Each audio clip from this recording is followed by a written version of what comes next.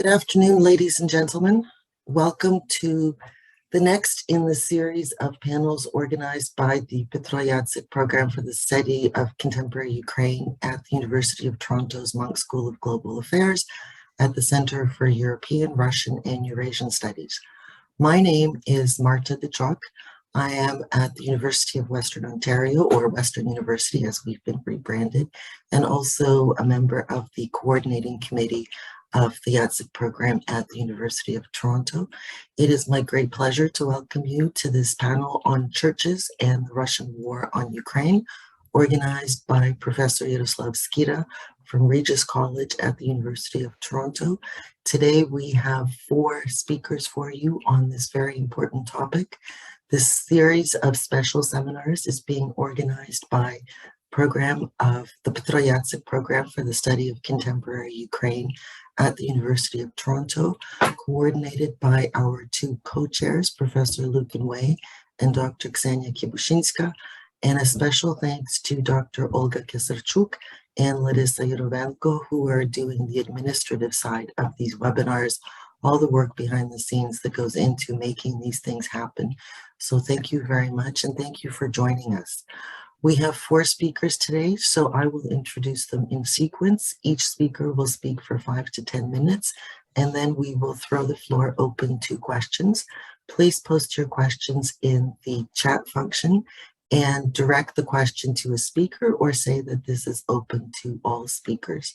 I apologize if I look a little tired. I've already been on a panel in London, England very early this morning, organized by the Institute of Historical Research. So this is my 2nd seminar today, but here we go. Professor Jaroslav Skira, who organized this panel and invited all of these experts to speak to us today, is an associate professor of historical theology at Regis College, a fellow at the Sheptytsky Institute of Eastern Christian Studies, the University of St. Michael's College at the University of Toronto, and also a member of the coordinating committee of the Yatsik program, which is bringing this seminar to you. His research interests include modern Orthodox theology, ecumenical relations between Catholic and Eastern Orthodox churches. Professor Skira, the floor is yours. Thank you very much, Professor Dechok. A special thank you to the Yatsik program, and as well as the Monk School and the Sheptytsky Institute, who are all co-sponsors of this. And this follows a number of successful events we've had in the past, particularly dealing with the autocephaly of the church in Ukraine back in 2018. Obviously, I speak from a faculty member in a North American university in the West, and so my thoughts and my prayers are with all of those people suffering in Ukraine through the senseless violence. The civilian death toll is staggering.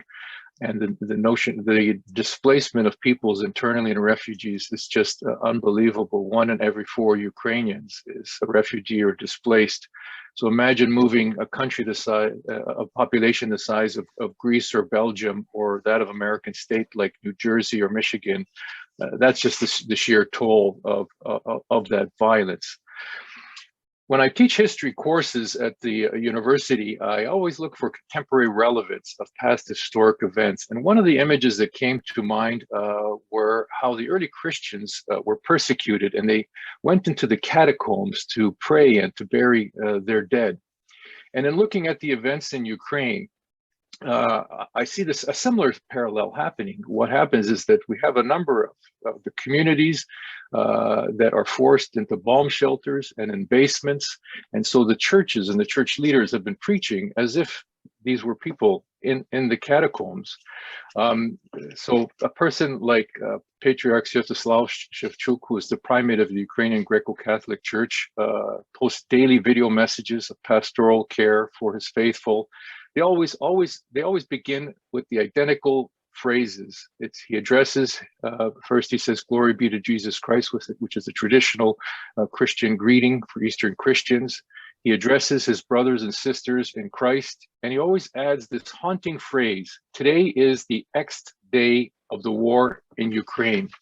And each message ends the same way, with a prayer that that Almighty God, eternal, protect Ukraine for us. Metropolitan Epiphany of the Orthodox Church of Ukraine similarly has used social media to engage in pastoral care and send messages of hope to his people. He often will live stream liturgies and vespers and matins from the historic Golden Dome Church in central Kyiv, a city that is being bombarded currently by Russian forces.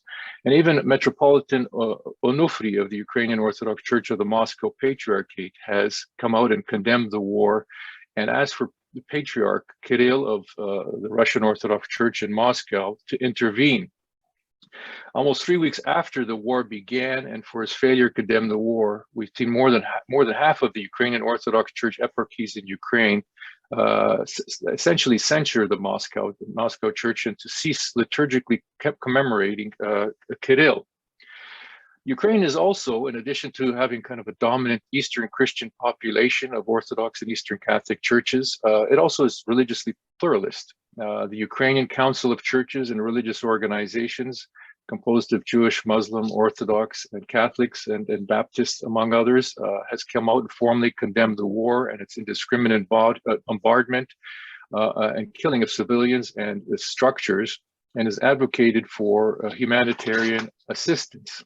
Even Ukraine's President Zelensky, who is of Jewish descent, has appealed and communicated with Ukraine's chief rabbi and receiving a response and prayers of the chief rabbi condemning the war and offering prayers for Ukraine. Other Christian bodies have also reacted to the war in Ukraine. For example, the World Council of Churches acting secretary, Ioan Saucha, who is himself an Orthodox, a Romanian Orthodox, has appealed to the Patriarch of the Russian Orthodox Church, Patriarch Kirill, to intervene and to end the vast suffering and loss of life and to secure peace in Ukraine. Although, interestingly, he doesn't name Russia as the aggressor in his appeal. Pope Francis has also issued a number of statements against the war in Ukraine, though some have lamented that he had not come out sooner in condemning the war. He had visited the ambassadors' residences in Rome, which broke papal protocol at the start of the war. He had dispatched a number of cardinals to Ukraine to report and to assist in any way. One of those was Cardinal Michael Czerny, who is well known for his advocacy for refugees. And Cardinal Czerny has also expressed concern for human trafficking and for the thousands of students, foreign students who are also trapped in Ukraine. Pope Francis often will have his Sunday Angelus, his Sunday message to his communities. And in the most recent one, he condemned the war and the senseless massacre and the abhorrent war in Ukraine. In his video conference with Patriarch Kirill about not too long ago, the press releases from coming out of the Vatican were clearly condemning the war. But the press releases that are from the Russian Orthodox Church completely whitewashed the event and refused to call it a war. Instead, used kind of the language that is now common in Russian propaganda of conflict and crisis in Ukraine.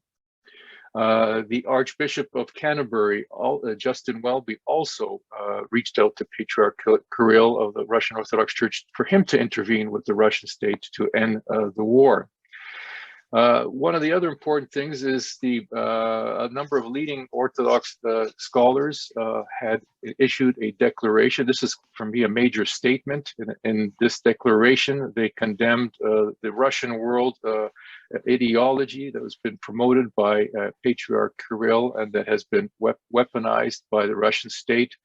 Essentially, it promotes an ethnophilitism or an ethno-nationalism of a pan-Russian empire. So like something that would be well known in North America, white supremacism, this is in fact a form of Russian supremacism.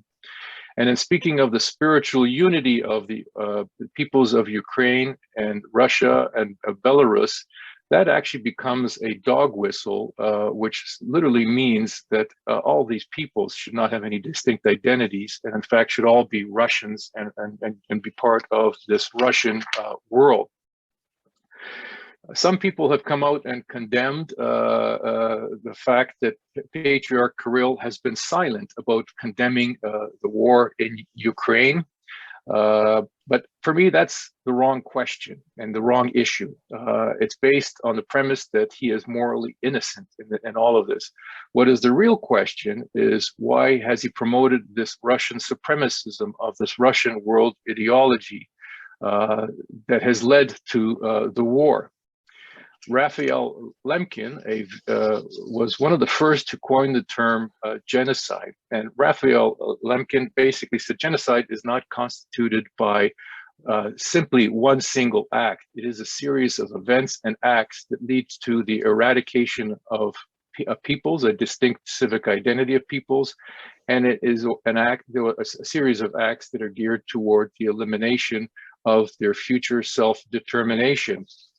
And in this way, I think that I would say that any one of those Russian Orthodox leaders and anyone in the political sphere who promotes such a Russian world ideology is complicit in genocide. And that genocide is in the vilification and the demonization and the marginalization of any non-Russian churches in Ukraine. That would include the Ukrainian Greco-Catholic Church and the Orthodox Church of Ukraine. It would essentially, in Christian terms, say that all those people are going to hell, they're subject to damnation. These church leaders function as a form of religious soft power, both locally, internationally, and dealing with public dignitaries. And in many ways, they've collaborated with the Russian state in promoting this Russian world ideology. If the evil of this kind of Russian supremacism is allowed to triumph in Ukraine, let alone continue to exist in Russia, the world will embark on another dark period of human history of confessors and martyrs like the early church. We need to, for me, to follow that prophetic witness of those Ukrainians, particularly those Ukrainian church leaders which condemn this violence, and we need to support them in anything that promotes human flourishing and Christ's command to love one's neighbor. We need to act and pray so that we could never have to invoke such imagery of catacombs and bomb shelters. We need to seek the liberation and the freedom of peoples of Ukraine. Thank you. Thank you, Professor Skira. Our next speaker is Father Professor Cyril Hovorun. He's a professor of Ecclesiology, International Relations, and Ecumenism, interesting combination, at University College, Stockholm. Professor Hovorun is a graduate of the Theological Academy in Kyiv and the National University in Athens, and his PhD is from Durham University. He was the chairman of the Department of External Church Relations of the Ukrainian Orthodox Church, first deputy chairman of the Educational Committee of the Russian Orthodox Church, later a research fellow at Yale and Columbia Universities. He's been visiting professor at the University of Munster in Germany, international fellow at the Center for the Study of Religion and Public Life at the University of Alberta, director of Huffington Ecumenical Institute at Loyola Marymount University, and assistant professor at that same university. He has published numerous books in several languages. His latest one is in Italian, so I hope I pronounce this. Don't mangle it too badly. La riconciliazione della memoria, ricordare della separazione tra la Chiesa e la Rigata della Unità, published in Rome in 2021, just last year, co-authored with Lothar Vogel and Stefano Calvato. In 2019, he published Sacred Architecture in East and West and various other publications. Professor Hovorun, the floor is yours. Thank you so much. Thank you for having me with you. And I'd like to pick up Professor Skira's conversation about this Russian world ideology, and to elaborate on this, because I should say that I witnessed this ideology being born, being conceived, being born, and being nourished within the Russian Orthodox Church. I may say that I saw this ideology being a baby cooing, in a cradle, until it developed into a monster which kills people nowadays. And I firmly believe that this ideology is really the kind of intellectual or ideological frame for the Russian war. For me, the formula of the war is very simple. It's guns plus ideas. The guns have been supplied by the Kremlin, and the ideas, unfortunately, have been supplied by the church. Well, it doesn't mean that we need to blame religion per se, because I can anticipate, like, the accusations coming from the secular circles. Oh, again, this religion, again, it is to be blamed for the war. No, it's not exactly. It's not the religious war in the classical sense. What we are dealing with is a secularized version of religion, where religion, where the agent of secularization is the church per se. This is a very strange phenomenon described by the sociologists of religion, when sometimes the agents of religion become the subjects of secularization of religion. The churches promote kind of secularization of religion, and we deal with this. We face this situation in the modern Russian church. When the Russian church, through its speakers, including Patriarch Kirill, adopt the language, for example, of traditional values, which is and familiar to all of us. This language of traditional values is nothing more than a secular substitute for religious language. It's essentially, well, to use the phrase of the famous Canadian sociologist of religion, Charles Taylor, there is a secular frame. So essentially, what we are facing in the case of the Russian world, it's a product of a secular frame, which had been adopted by the Russian Orthodox Church to articulate an ideology which would appeal, to the masses of secularized Russians that emerged out of the Soviet Union as a result of the deep disappointment in the communist ideology. They were offered a substitute in the form of the Russian world. So essentially, the Russian world is nothing more than but a substitute, ideological substitute for the bankrupted communist ideology. I believe that the idea of the church to promote this ideology was to use it as an instrument of evangelization of the people. In other words, to fill the ideological gap with some Christian messages mixed up with, the ideological topics, ideological tropes from both monarchical ideology before the Russian Revolution and the communist ideology. So the Russian world is a syncretic doctrine, essentially, which combines elements of different imperial and quasi-imperial ideologies. The old Russian, like a kind of classical imperial ideology on the one hand, on the other hand, the Soviet ideology, and plus the post-Soviet ideologies that include a lot of kind of post-Soviet myths, and include this kind of mixture also has a very strong religious component in it.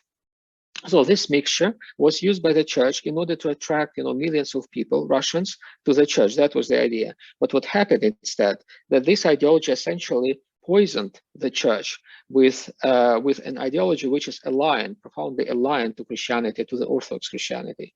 And that's why we are dealing with an alienation of the doctrine, which is dominant within the Russian church. That's why we call it heresy. And I think this is exactly the language which was used in the declaration against the Russian world, which was mentioned already. And I think it is an important document because it's really describing this ideology as a heresy in the terms of the heresy. It is heresy because it is a distortion of the original Christian message. So this ideological frame indeed constitutes the it is the intellectual engine, if you want, or metaphysical engine of the war. It inspires people to go and fight in Ukraine, and it certainly needs to be deconstructed. That's why I envisage as a next step in dealing with this war, in order to prevent it happening again. So to make it never happen again, we need to deconstruct this ideological framework of this war. Essentially, we theologians, especially from the East, theologians coming from the Eastern Christian traditions, I think we need to join our efforts in deconstructing this ideology in the same way as the Western theologians after the World War II had deconstructed the theologies, I call them totalitarian theologies, that underpinned the Nazi and fascist regimes. There were such theologies. They were particularly popular in the 1930s, and then after the World War II, they were deconstructed successfully. A symbol of this deconstruction has become a theology branded as theology after Auschwitz. We need something like that in the Eastern Christianity, a theology after the Ukrainian war, for example. And this theology should embrace other missed opportunities for us as theologians to address the issues of the past. Like we Ukrainians, I should say, we have preserved a very kind of strong memories about the Holodomor. And of course, it is a very important issue for us, Holodomor. But as theologians, we fail to produce a theology after Holodomor. And I think we need to catch up with that, and we need to do something about that. And now this war in Ukraine is an opportunity to address not just the war as such, this war as such, but also its predecessors. Because we can say that Holodomor was a predecessor of this war. We can say that, in a sense, the genocides against the Orthodox populations, like in the Ottoman Empire against the Armenians, the Syrians, the Greeks, it was also a predecessor of the genocide that we are facing nowadays. And we in the Eastern Christianity have not produced a theology after the genocide, something that we need to do right now. So that is my appeal. If you want, my appeal is, if we want to do something about this war, if we want to make it if we want it never repeat again, then we need really to smash, to destroy the foundation, the ideological foundation of this war. And this is a very important task for the theologians who work in the field of the public and political theology. Thank you. Thank you very much for that. Our next speaker is Professor Nagia Kizenko, Professor of History and Director of Religious Studies at the State University of New York at Albany. She earned her BA at Harvard and Radcliffe in History and Literature, and her PhD in History at Columbia University. I have a very long biography here, but Professor Kitzanko said, let's just get to the main thing. So I would really like to mention she's written a number of award-winning articles and books. Her latest, published in 2021 by Oxford University Press, Good for the Souls, A History of Confession in the Russian Empire. Professor Kitzanko, the floor is yours. Thank you. Those of us who are on the panel today did not know exactly what the others were going to be speaking about. So before I begin, I would actually like to have a little bit of a transition with what Father Kirill just said. Indeed, the heresy of ethnophilitism, the church-state smychka that the Greeks condemned when the Bulgarians sought independence in the 19th century, has been a curse for many an Orthodox nation. So we are quite right to focus on it and to say, of course, this is easy to say from the perspective of North America, that maybe church-state separation is indeed the way to go. However, I'm going to be speaking about something different, something more focused within Ukraine than on the forces outside of it. And that is the title of this panel, which is to say the churches and the Russian war on Ukraine. It is indeed churches in the plural, and it is indeed the Russian war. Precisely because we're using the plural, I would like to include a group that many seem to have forgotten or want to forget, the part of the Ukrainian Orthodox Church that continues to commemorate Kirill Patriarch of Moscow. I know it's more exciting and more rewarding to think about, let's say, Metropolitan Onufry, who is finally named Russia and Putin by name. It's more exciting to look at the maps we've seen this morning showing the 15 Ukrainian eparchies no longer commemorating Kirill. But what about the Ukrainian eparchies that are still commemorating, even nearly 4 weeks into the invasion? And what does that tell us about the future of the Ukrainian Orthodox Church? About a week ago, we started seeing all of these posts and emails about how the UOC will now join the OCU, just like that. But I don't know about that. If we haven't seen a wave of UOC bishops and priests going to the OCU now in the thick of this dreadful, horrendous war, why would they do so after the war? It might seem as if with Russia attacking Ukraine, that would be the clincher. That was indeed the case for the diocese whose priests I know best, that of Sumy, but it is not so for many others, even now. Why? Part of it may be the person of Onufry himself. We should not underestimate the degree to which his priests genuinely admire him.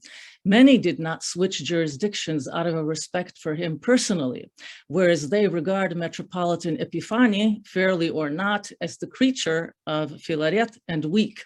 So the personal factor is a part of it. But there are other reasons holding UOC clerics and hierarchs back, some ideological, some liturgical. 2014 already made it difficult to reconcile the radically different constituencies within the UOC. Some regarded themselves as Ukrainian patriots and insisted on the territorial integrity of Ukraine. Others backed the Donbas separatists. In 2018, with the establishment of the OCU and the departure of some clerics for whom Ukrainian identity was key, the UOC was left with a higher than before proportion of those with an all Rus identification. It had to maintain the balancing of multiple constituencies. For the OCU, it was simpler. As long as one is loyal to Epiphany and the cause of Ukrainian liturgical autocephaly, there is a wide range of flexibility and room for individual variety. There being several translations into Ukrainian as opposed to one canonical one for the liturgy, the larger number of clerics and laity involved in ecumenical initiatives, all this meant more liturgical experimentation on the part of the OCU before the war. Their attitude to the past was selective, their attitude to the present one of tolerant latitude, and their attitude to the future was expansive. So in this sense, before the war, the OCU seemed to be evolving in the overall direction of the Paris Exarchate in the 1920s to the 1950s, the OCA, the Orthodox Church of America, in the 1960s, 1970s, or in its emphasis on nation building and secular memory culture on the contemporary Estonian Apostolic Orthodox Church. Whereas the UOC's overall liturgical practice could have been described as being conservative, emphasizing ceremony and hierarchy. They saw Church Slavonic as a link to their own liturgical tradition, not one imposed on them by outsiders. Even as some of them acknowledged the heavy hand of St. Petersburg and Moscow, they did not reject the role of those places in Ukrainian church history, whether in Rus, the Polish-Lithuanian Commonwealth, the Russian Empire, the Soviet Union, or of independent Ukraine. So before the war, the UOC's attitude to the past was inclusive, their attitude to the present conservationist, and their attitude to the future cautious. In this sense, they could be compared to the Greek Orthodox Archdiocese in America with its maintenance of liturgical Greek, the Estonian Orthodox Church in communion with the Moscow Patriarchate, or the Russian Orthodox Church outside of Russia. That, again, is before the war. What now? Here, a crucial figure is Raseni, Metropolitan of the Svetohirsk Lavra. Even when the Lavra was shelled a few days ago, sending hundreds of refugees and monks into the monastery cellars, Raseni addressed only those responsible in his appeal, not Putin, not the Russian army. In his sermon yesterday on St. Gregory Palamas and the saints of the Kievo-Pecherskaya Lavra, Arseny chose to emphasize the role of the cave saints as a unifying force for those who did not want to leave their homeland in any circumstances, even during a fratricidal civil war, 1918 to 1921, even when Antoni Chrapovitsky wanted to take those relics with him to Serbia. I was especially struck by Arseny's account of the Second World War. There, Arseny noted, many different nationalities fought on the side of Hitler: Italians, Hungarians, the French. Interestingly, he left out the Ukrainians and the Russians who fought on the side of Hitler, but more on that another time. And Arseny noted that they were mostly Catholics. But even then, he emphasized, they did not stop commemorating the Pope. Even though Spain was fighting France, France was fighting Italy. Despite all the craziness of secular politicians, Catholic churches in all countries continued to commemorate the Pope.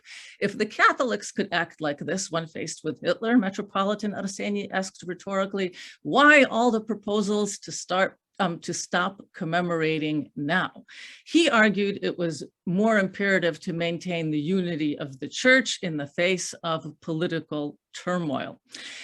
Now, he mentioned saints like Amphilochi of Puchayev, Kuksha of Odessa, Lavrency of Chernihiv. All of them left the same testament, he said, that of unity.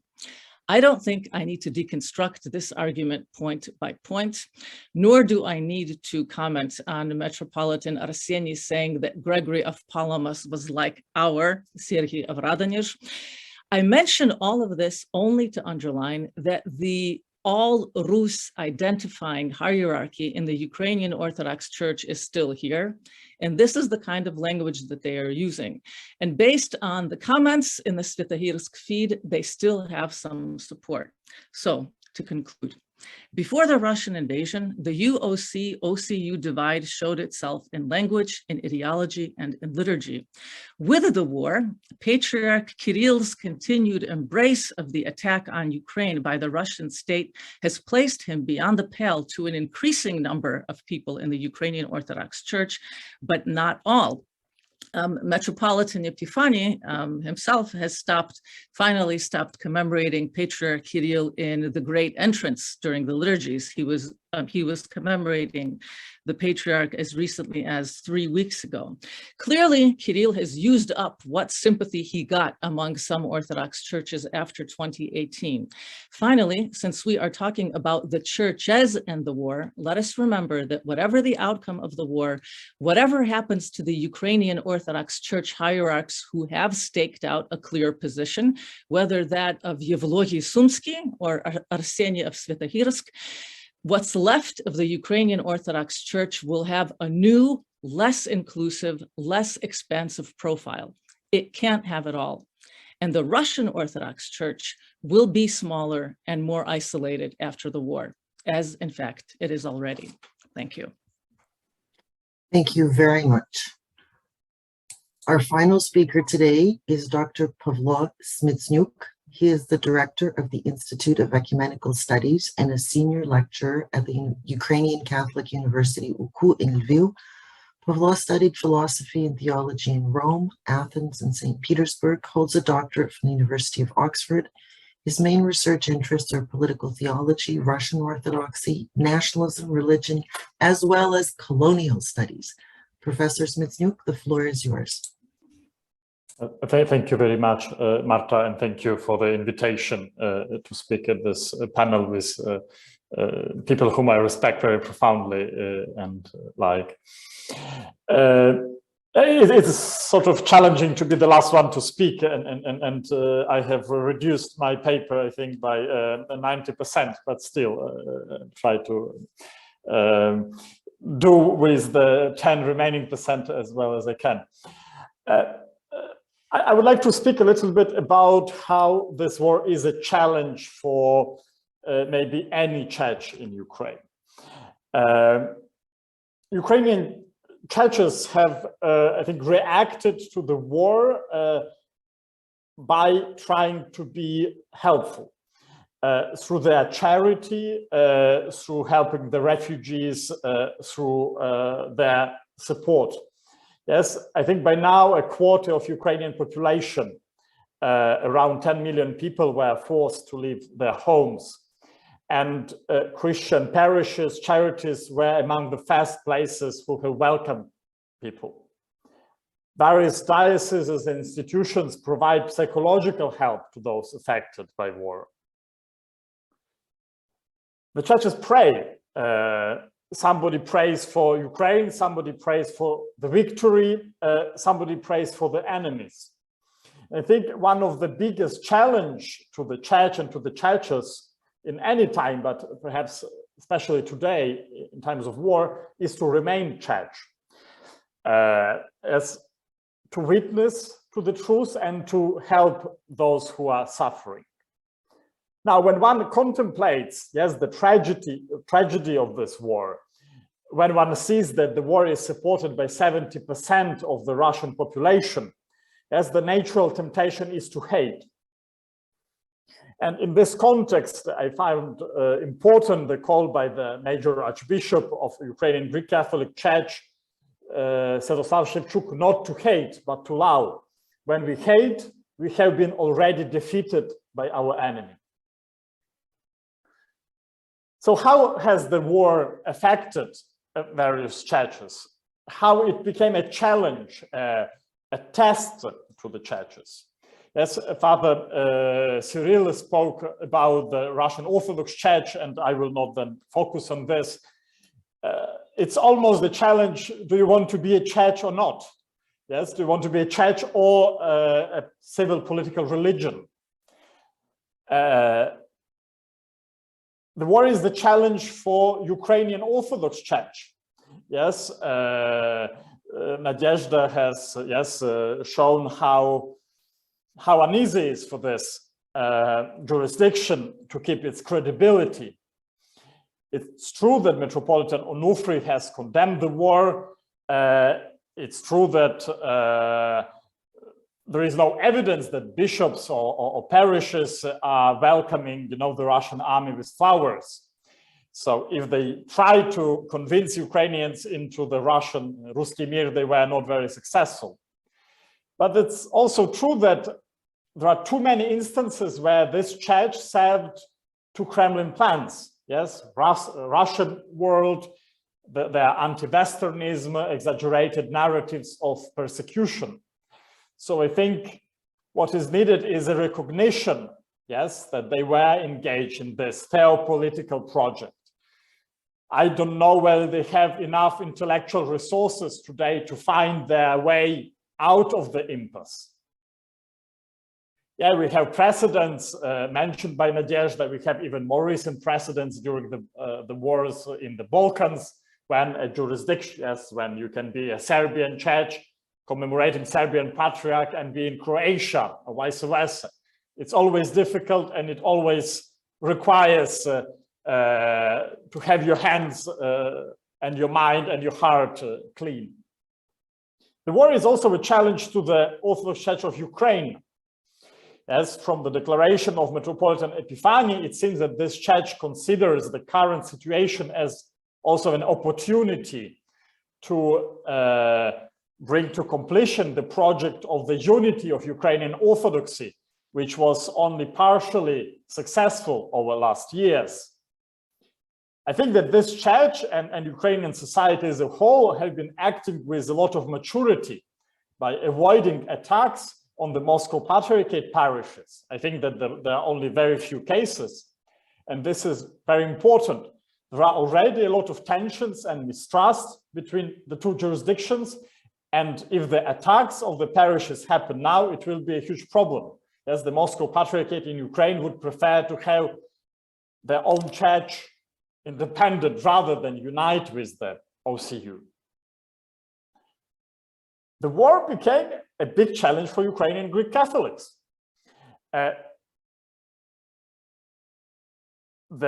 Vatican, Pope Francis, have been moving in a way which attracted a lot of attention from the observers abroad and in Ukraine. Yes, maybe there is something happening behind closed doors which justifies Vatican's caution on Russian aggression in Ukraine. the Vatican prefers discreet diplomacy to loud declaration. Yes, and sometimes these tactics have proven to be effective. Yeah, if you look at the role the Holy See played in healing the breach between the USA and Cuba, 7 years ago. Now, during the current war in Ukraine, the Pope has made several symbolic gestures, as mentioned already by Jaroslav. But, you know, symbolic gestures, symbols are polysemantic. They mean everything and they mean nothing at the same time. Of course, if you want to be a mediator, you need to keep an open channels of communication on both sides and avoid statements that could be interpreted as partisan. But there are moments in which to be partisan could also mean to be silent about the truth on the causes of the war and those who are responsible. In this way, you fail the victims who need protection and encouragement. It would seem that after the first 2 weeks of the war, Pope Francis became more pronounced about the tragedy that Russia has set in motion. However, I think there is a growing discontent among many Ukrainian Catholics and Greek Catholics about the position taken by the Holy See. The Patriarch Sviatoslav was very good at trying to insist, yes, with the Ukrainian public that the Pope is close to Ukrainians and that he is doing a lot, but it's not an easy task. The war has been a challenge to Ukrainian Protestants. The majority of Ukrainian Protestants are Baptists and Pentecostals. Many have traditionally had pacifist positions. Some communities would not know whether or not they can be allowed to support the army or defend the country with the weapons. At the same time, since the Protestants have a very developed inter-community communication, probably better than Ukrainian Orthodox or Greek Catholics, this has allowed to the Protestants to be very quick in launching humanitarian support. Some concluding remarks. The churches in Ukraine are facing a huge challenge to which they are not prepared. In the past, they did not invest in the resources that can help them to deal with social issues, the ethics of war, or peacemaking. There were a number of initiatives, but that has not become a trend, although Ukraine has been in war for at least 8 years. Let me give you an example. Ukraine has a very active council of churches and religious organizations, yes, which unites 16 major religious organizations, Orthodox, Catholics, Protestants, as well as Jews and Muslims. A few months ago, a book with all or almost all statements of the council was published to commemorate the 25th anniversary of the council. Now there you have, I think, 1/3 of documents which are dedicated to protection of family values. 25 documents against gender ideology and state recognition of same-sex marriage, which are presented as a threat to the national security of Ukraine. It was a quote. Less than a dozen documents in totality on injustice, inequality, poverty, migration, ecology. Only 3 documents on peace building and 2 on reconciliation. If one compares this focus on family, sexuality, and reproduction, in which our churches have been involved, to the space dedicated to questions of peace and social justice, we see an important asymmetry between the former and the latter. And I think this also explains why our churches struggle to be prophetic in this moment. Yes, we rightly say that the Russian Orthodox Church can't be prophetic in this moment and only repeats in a theological translation what Putin is saying on a political level. But to a certain degree, this could be said that about the major churches in Ukraine. They struggle to speak with a prophetic voice, to say something different, something that transcends what the government and the rest of society is saying. Yes, they are probably on the right side of the history, unlike the Russian Orthodox Church. But where is the prophetic spirit? Father Hovorun, in an essay on Maidan, which I think was published by Toronto Journal of Theology, he said that Maidan was a test to Ukrainian churches. It was more innovative, more ethically challenging than what the churches were ready for. And I'm afraid that today we are in a similar situation. We have seen this with COVID, and we are seeing this now with the war. The last point, which I would like to mention, is that the war is a challenge for the future of ecumenical relations.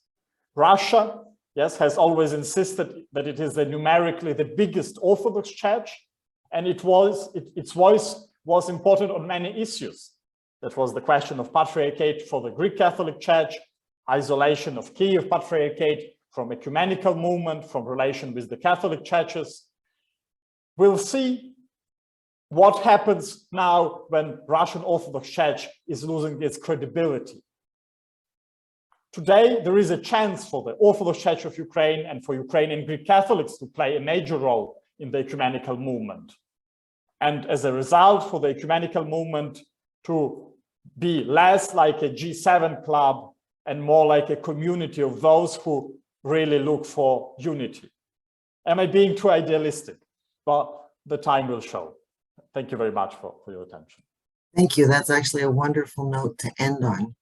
I'd like to thank all the speakers for your excellent presentations. A lot of information, a lot to think about. I'd like to encourage our audience, if you have any questions, please pose them in the Q&A function, and I will share them with our speakers. While you're thinking of your questions, I will use my prerogative as a chair to pose my own. You all presented very interesting materials from different perspectives.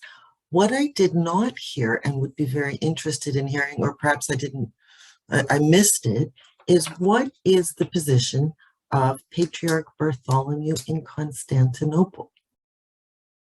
Professor Skira organized a series of fascinating presentations at the monk school when we could still do this live about Thomas. But I've been hearing this commentary of the Pope, and I completely agree with what Professor Smytsnyuk was just saying, that he's making statements, you can interpret them differently, but what is Patriarch Bartholomew saying?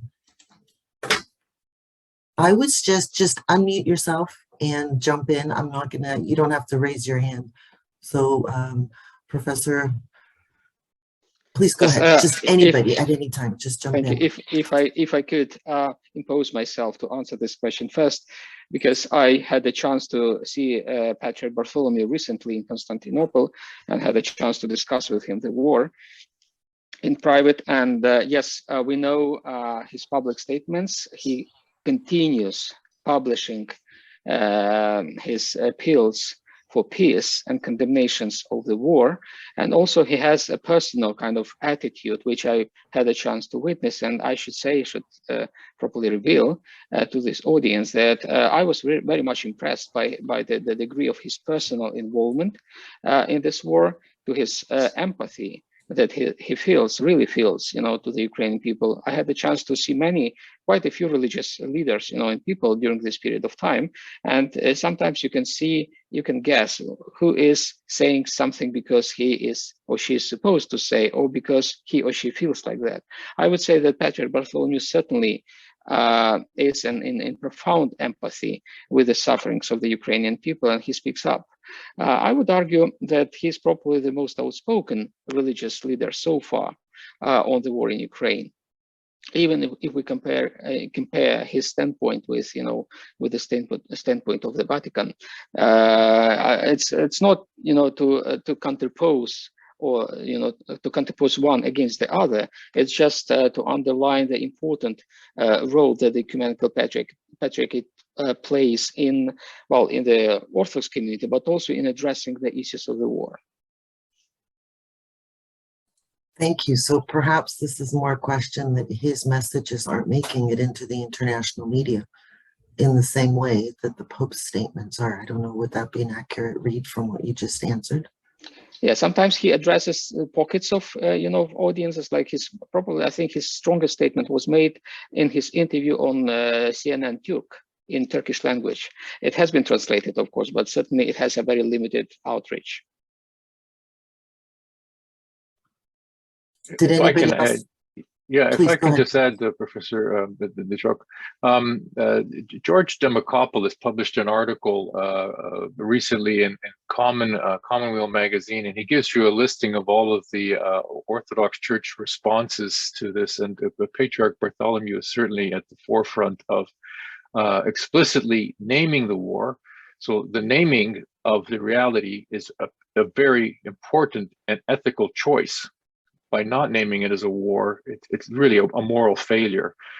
But anyway, Demokopoulos in this magazine, it's called Commonweal magazine, has a list, and he says the Orthodox responses have ranged from the ridiculous, the generic, the strident, and the surprising. And so he faults for some of the churches for not speaking out more against the war, but he also singles out those who actually have been exercising those prophetic voices.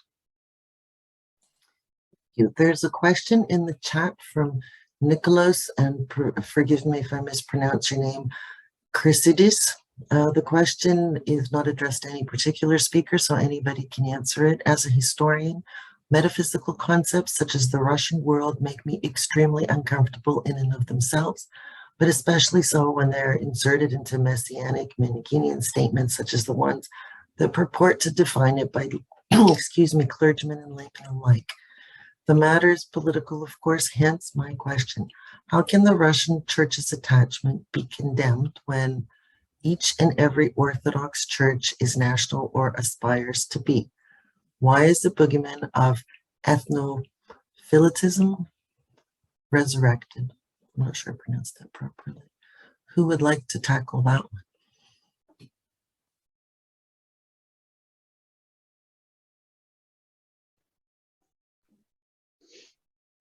I would like to address one part of it. I think that since Father Kirill raised the issue of Russian world, he should certainly weigh in on this because the question is attached to him. But since I mentioned philitism, I can comment on that.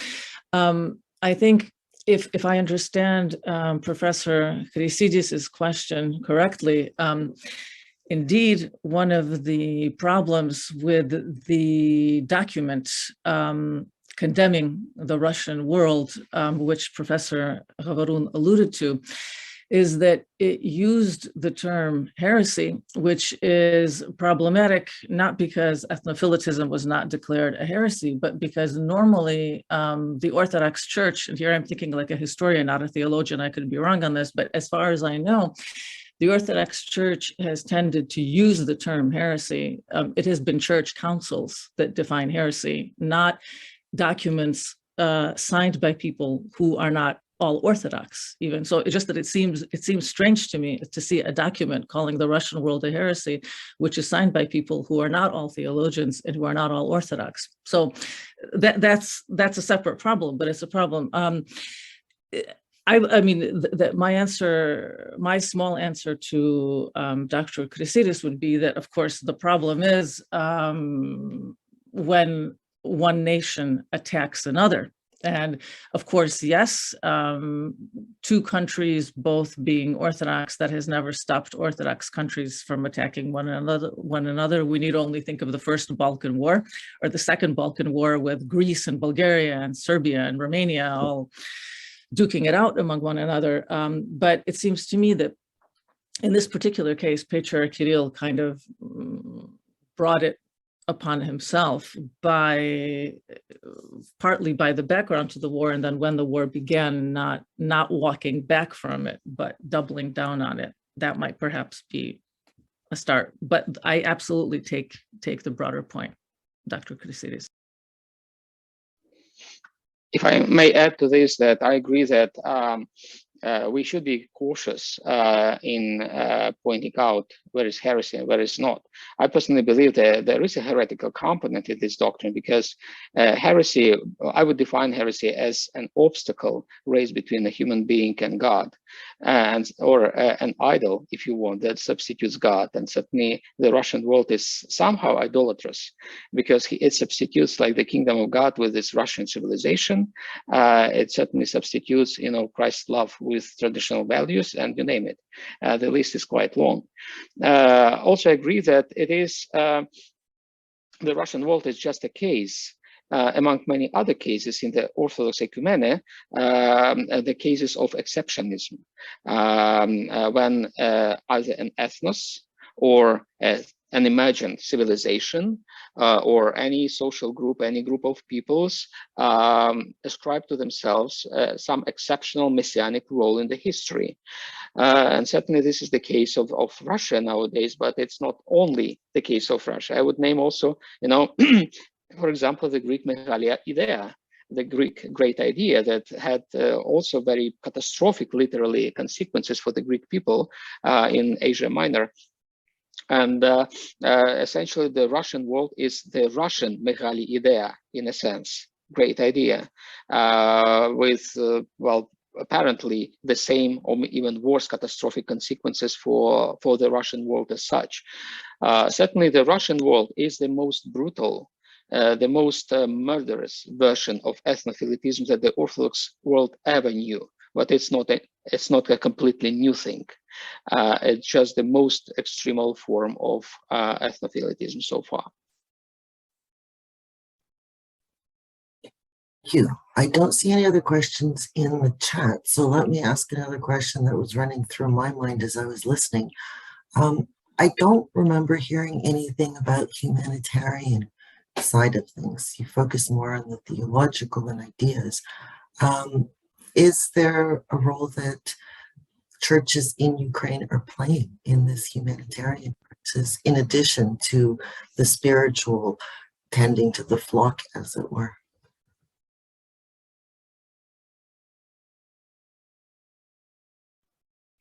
If I may start, I think that certainly the churches are working a lot with the refugees, and you have millions of people moving around, and it's, I think, coordinated ecumenically, also internationally.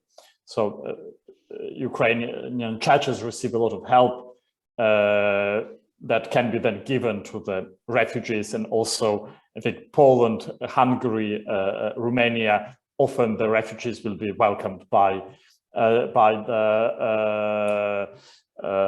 the church structures, or supported by the money that is coming from the church.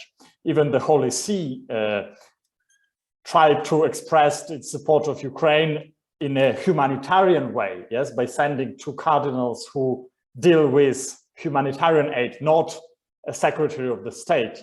Yes, so it means that even there the focus is less political, more humanitarian. But there are many issues, I think, where the churches probably haven't made their voice heard. And I think we had an issue, for example, of African students who struggled to leave the country, and the churches intervened, I think, at the very end, but they didn't know how to approach this. And there were very, very simple solutions for that. The same with pictures of the prisoners of war and videos of prisoners of war that have been distributed, but you needed more discretion. So I think the challenge for our churches now is also to learn how to behave in the time of, yes, armed conflict, and to build up as quickly as possible, this expertise.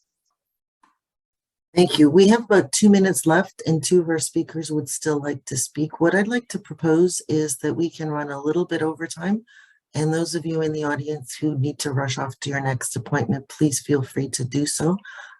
Before I hand over, because I'd like to have everybody speak, a public service announcement. The Patriarch program continues to hold seminars. The next 2 will be, there's one on Wednesday, March the 13th, and it is War in Ukraine, Jewish Perspectives from the Ground in Ukraine and Beyond.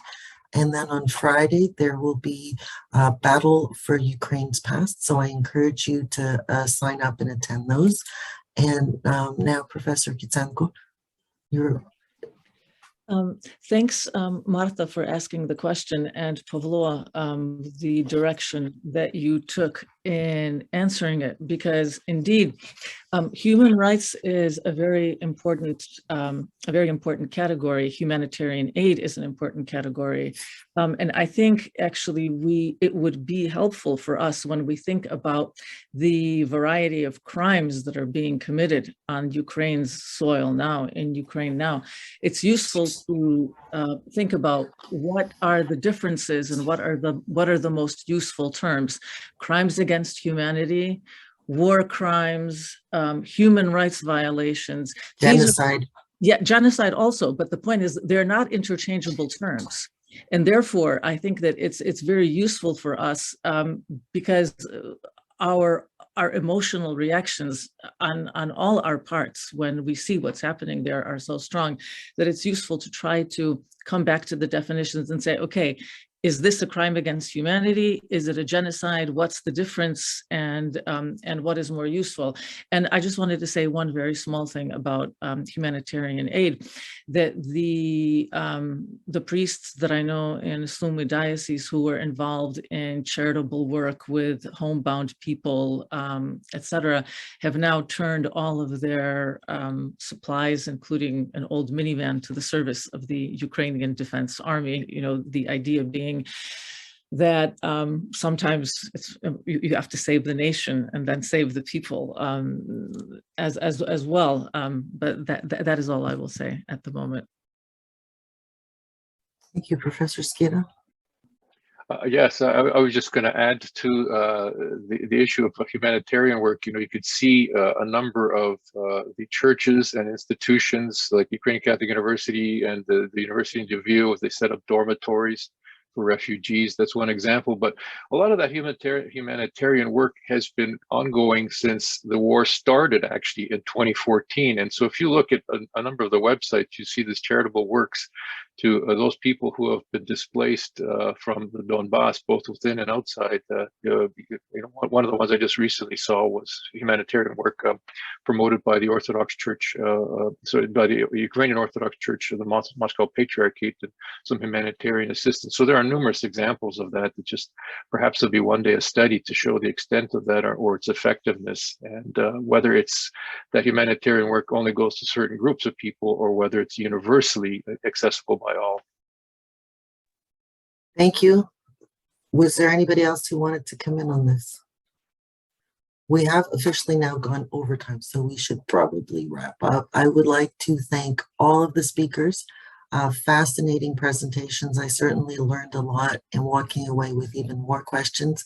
Thank you to our audience for tuning in. Thank you to the organizers, and hope to see you. Oh, another question popped up. Oh, that was just a thank you for everybody. So thank you, everybody. Hope to see you at more of our events in the future. And also a shout out, I'm doing this all the time. Everybody in each university, do what you can to assist refugee scholars and students. We have institutional mechanisms in place to bring in scholars. So go to those international departments, find that money, and let's help those students and scholars. Thank you.